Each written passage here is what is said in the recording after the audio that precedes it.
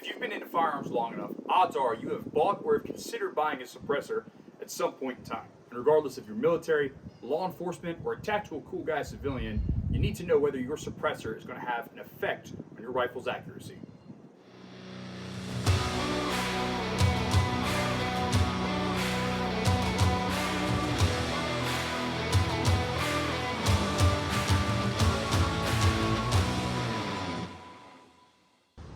Though this topic has already been hit on a bunch in other videos on the YouTubes, I'm out here today BZOing my rifles, and I figured I might as well go ahead and conduct a little in-house experiment. But before we get started, guys, please like, comment, subscribe to the channel.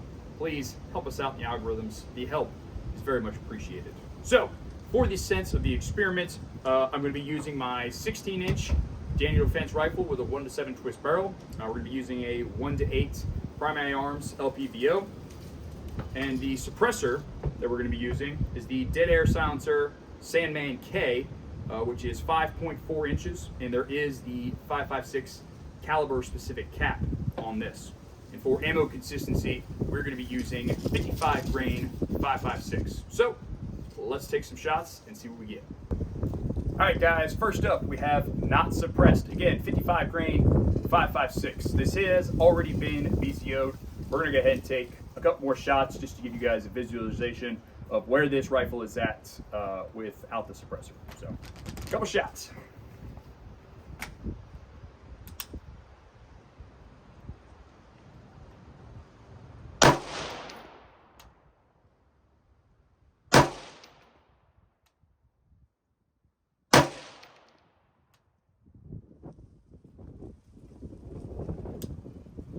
All right, sit down range, take a look.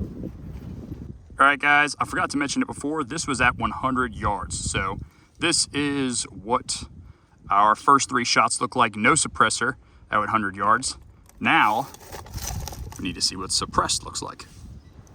All right, guys, now we have the Sandman K on the rifle. We're gonna take 3 more shots and see what kind of change we get. Obviously, anything can change. I could be, a little harsher on the trigger this time. The wind could, be messing with my target down there because it's not the most stable. So if we see some sort of, very oddball changes, we're gonna have to reshoot. But let's see if we can see even minute changes with the suppressor. So, 3 shots.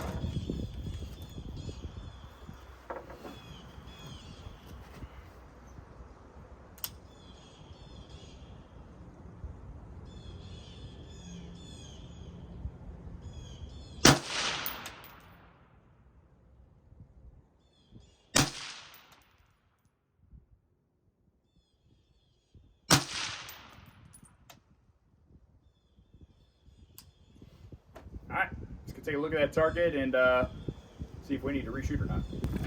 All right, guys, even though I felt a little shaky left or right on that one, we can pretty much see that I'm still within, that 2-inch spread, and we moved down from being almost, dead center on our target line to anywhere from 1 inch to 2 inches lower. And this is something I hear a lot, is that suppressors are going to drop your round, a very minute amount, which will of course increase with distance. So this is going to have to be something that you're aware of. We could have had different effects if I had, the Sandman S on my rifle, which is a longer suppressor, versus the Sandman K. So different suppressors are going to make different impacts. There you have it, guys. Short, brief, in-house test, the effects of suppressed versus not suppressed on your rifle accuracy. Of course, this can change even greater if we're talking about different barrel lengths, different suppressor lengths, different calibers, so on and so forth. So really, this is more of a driving home point that you should take your specific rifle with your specific suppressor to the range and see what kind of effects that suppressor is going to have on your rifle. Because of course, inches do make the difference. That's all I've got, guys. Until next time, train hard, train on.